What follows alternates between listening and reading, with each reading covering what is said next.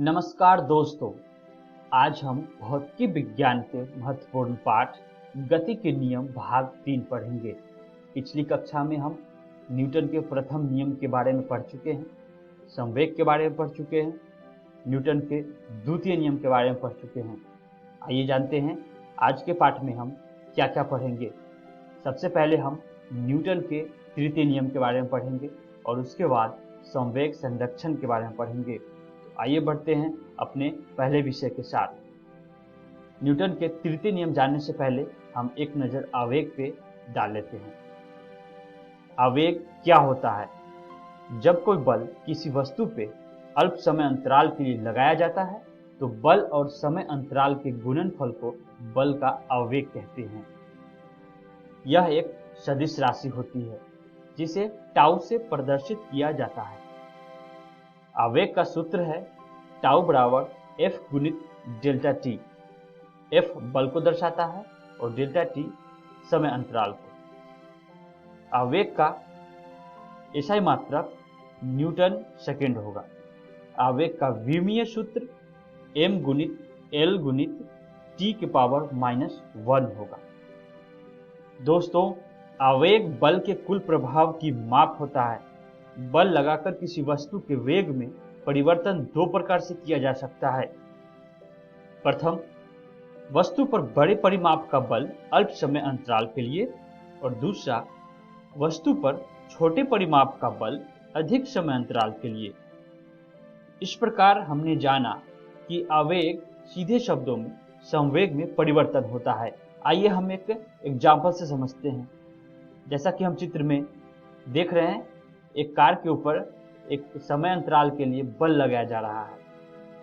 एक और उदाहरण है, एक बल्लेबाज द्वारा गेंद पर लगा बल तथा गेंद और बल्ले के बीच संपर्क का समय ज्ञात करना एक कठिन कार्य है, जबकि आवेग का परिकलन तुरंत किया जा सकता है। आइए अब हम अपने अगले विषय की तरफ बढ़ते हैं।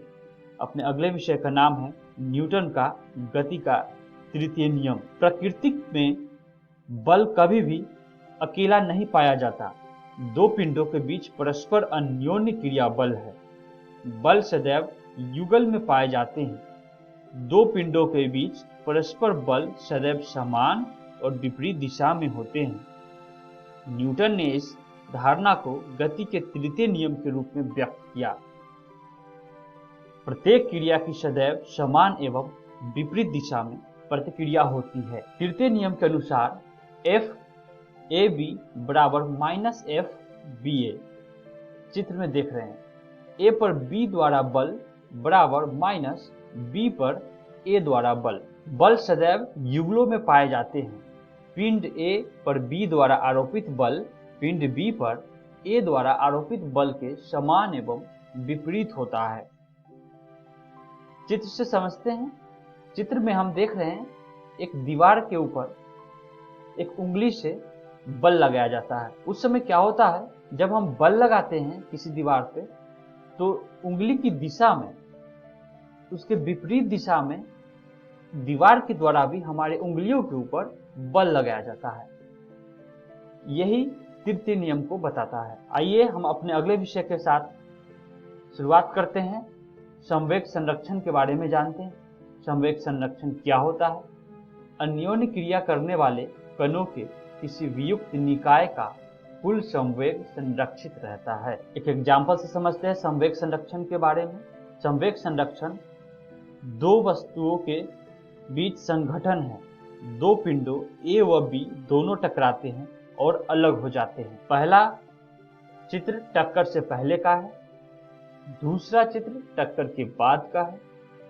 इस प्रकार संवेग संरक्षण का हमें एक सूत्र मिलता है, m1v1i प्लस m2v2i बराबर m1v1f प्लस m2v2f।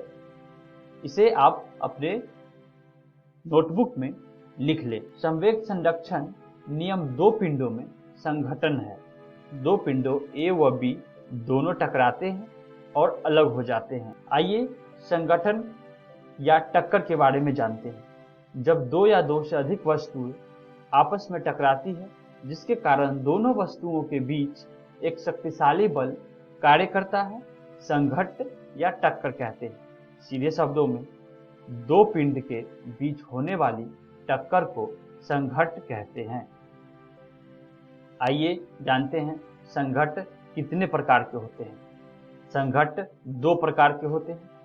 प्रथम प्रत्यास्थ संघट्ट, दूसरा अप्रत्यास्थ संघट्ट। आइए विस्तार में जानते हैं संघट्ट। प्रथम प्रत्यास्थ संघट्ट वह संघट्ट जिसमें टक्कर के बाद वस्तुओं में रेखीय संवेग और गतिज ऊर्जा दोनों मान संरक्षित रहता है।